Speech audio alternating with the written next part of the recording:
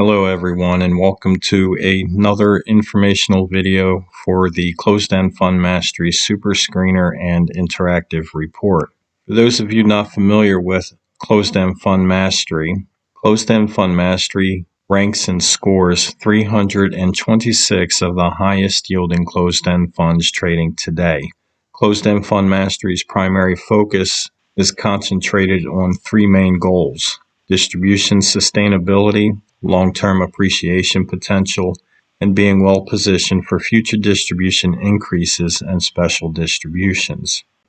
For those of you that have been following Closed-End Fund Mastery for a while, you can attest to the remarkable success that Closed-End Fund Mastery has had in achieving goal number one, distribution sustainability, by consistently avoiding distribution cuts to the tune of plus 96 to 97% on a consistent basis. That includes the crash of 2020 and now our prolonged bear market through 2022. This video is going to be very cool because aside from bragging about our distribution success for just a bit, we are going to be taking a look at the life of Closed-End Fund Mastery's qualifying funds in 2022. This entails looking at a fund's distribution performance while a Closed-End Fund Mastery qualifying fund, as well as when it loses its Closed-End Fund Mastery qualifying status. Basically, we're going to be looking at Closed-End Fund Mastery qualifying funds as a possible predictor of not only distribution cuts, but distribution increases as well. Now, to get the bragging out of the way, what you're looking at is the yearly distribution record for Closed-End Fund Mastery funds as opposed to non-Closed-End Fund Mastery funds. What you are looking at is the total amount of distribution changes for Closed-End Fund Mastery and non-Closed-End Fund Mastery funds. The annual total is the total number of distribution increases minus the total number of distribution decreases. And then to the far right of that is the annual total one would experience multiplied by a hypothetical 100 shares.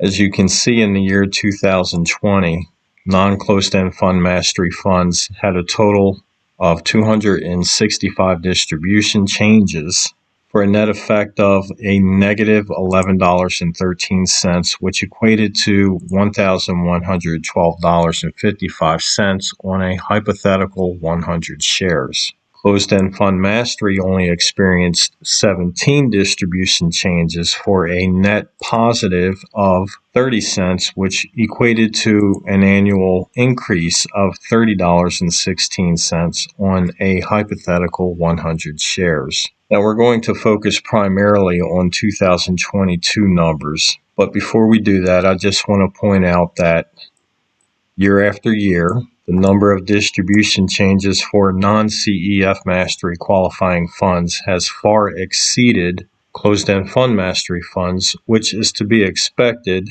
because you're taking into account a lot more funds. But what is surprising to note is that year after year, Closed-End Fund Mastery has walked away with a positive net distribution increase as opposed to the non-Closed-End Fund Mastery funds, which have experienced significant net negative distribution cuts.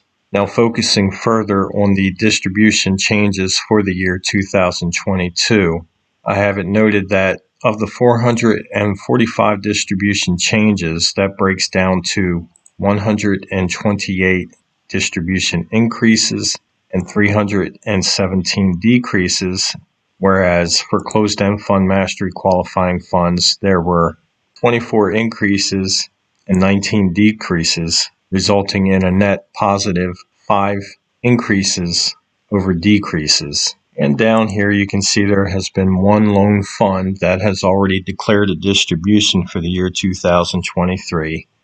And no, unfortunately, it is not a Closed-End Fund Mastery qualifying fund, but we'll see how that year turns out.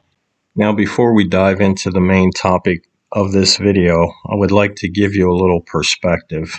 After the crash of 2020, there were approximately 30 closed-end fund mastery qualifying funds. That number swelled to its highest level on December 24th, 2021, when the total number of closed-end fund mastery qualifying funds reached a total of 112. As of the making of this video, there are currently only 10 closed-end fund mastery qualifying funds. I point this statistic out for two reasons. One, current market conditions are much less favorable for closed-end funds now than they were after the crash of 2020. And two, to demonstrate that closed-end fund mastery is actually a living, breathing model that doesn't just play it safe by imposing the strictest set of qualifying criteria that pretty much guarantees closed-end fund mastery qualifying funds will not experience distribution cuts. In other words, closed-end fund mastery is actively playing the game, not taking a knee to run out the clock. Now we're going to go over what these numbers mean momentarily, but first I would like to show you my attempt at presenting you a graphical representation of what the 112 closed-end fund mastery funds have done since December 24th, 2021. Just about every fund that you're looking at here has lost their closed-end fund mastery qualifying status since December 24th, 2021, with the exception of the funds that you see highlighted in green. Those are still closed-end fund mastery qualifying funds. And what I've done here on this graph is depicted the performance of each closed-end qualifying fund performance before it lost its qualifying status and after it has lost its qualifying status. To illustrate, using the fund DDF, cells that are solid green were distribution increases realized while a qualifying fund. Solid red, distribution cuts realized while a closed-end fund mastery qualifying fund. And the green speckled are distribution cuts you would have avoided because the fund lost their closed-end fund mastery qualifying status. Now, as we review this list of funds that have lost their qualifying status, you can see that there are a lot of funds that have realized distribution increases before they lost their closed-end fund mastery qualifying status. And there are even a lot more funds that have avoided distribution cuts after they lost their closed-end fund mastery qualifying status.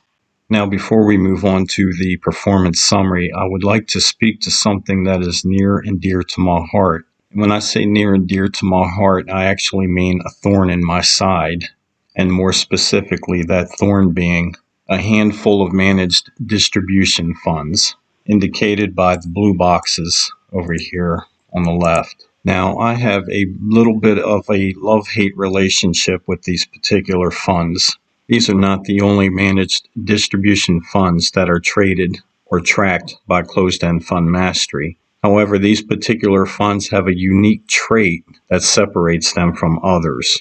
Normally, other managed distribution funds establish a distribution policy where the current year's distribution is based on a percentage of the previous year's net asset value. In doing so, that pretty much keeps the distribution stable throughout the year. That's nifty because it keeps the distribution pretty much predictable. However, these particular funds have a distribution policy that changes based on the fund's NAV over a rolling average of previous quarters. And basically, that's just a fancy way of saying that if the fund's net asset value is up over the previous quarter, they'll raise the distribution. If it's down over the previous quarter, they'll lower the distribution. That in and of itself is very useful in the predictability of determining whether the fund's going to raise or cut its distribution. However, closed-end fund mastery makes its determination on distributions based on the fund's financial health. So quite simply, what I'm saying is that regardless of how healthy these funds are,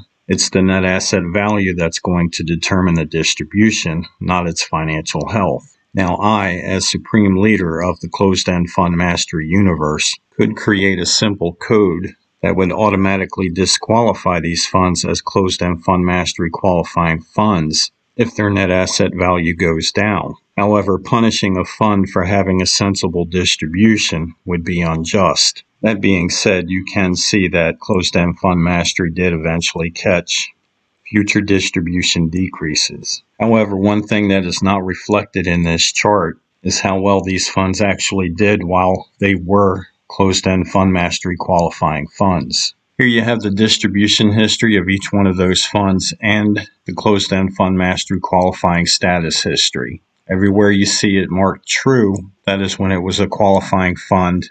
Where it was marked false, it lost its qualifying status. And as you can see in almost every case, while the fund had closed-end fund mastery qualifying status, even though it missed a cut or two, the net distribution eventually resulted in a net positive, except in the case of IFN, which ironically is one of my favorite funds, but that's another story. A not-so-fun fact, if you were to remove the distribution cuts from just these handful of funds from closed-end fund mastery's distribution cut totals, from inception to the end of December 2021, CEF Mastery would have experienced only 4 cents in distribution cuts. And if you excluded those cuts from this year, from December 24th to 2021 to today, that's another 0.013 cents for a total lifetime distribution cuts from closed-end fund mastery funds of 0.053 cents. Now you can see why the hate. Okay, now for the bottom line. Closed-end fund mastery qualifying funds reached its height on December 24th, 2021 for a total of 112 closed-end fund mastery qualifying funds. Throughout this year, 6 of those funds were delisted, 2 because they merged into other funds, 4 I removed to replace semi-annual and annual distribution payers with monthly and quarterly payers. 5 of those funds had no distribution change activity for the year, and they are still closed-end fund mastery funds. 41 of those funds lost their closed-end fund mastery qualifying status, but there has been no distribution activity changes for the year. This particular statistic right here for the year of 2022 answers the question, what would happen if my fund loses its closed-end fund mastery qualifying status? This 41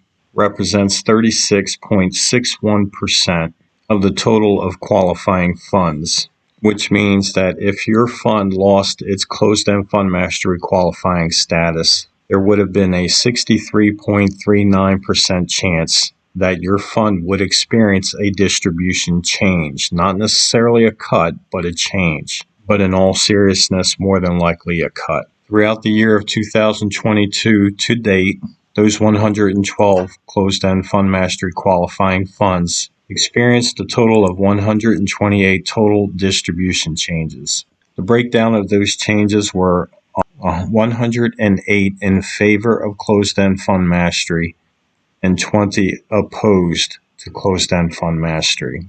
If you exited the managed distribution funds that we just discussed, that figure changes to 118 pro closed-end fund mastery and only 10 anti-closed-end fund mastery. Breaking it down a little further, during the year 2022, sticking to the 108 changes, you would have realized 18 increases and 90 distribution cuts. And to the negative, you would have lost out on 4 increases and experienced 16 decreases. All in all, considering we're in one of the longest down markets since 2008, and I hope you'll agree, closed-end fund mastery has a rather remarkable record. Okay, that's a wrap. If you got any value out of this video, please remember to give it a thumbs up. If you're not a current subscriber to the YouTube channel, click the subscribe button. If you would like to try closed-end fund mastery free for a month, all the links are in the description below. Thank you.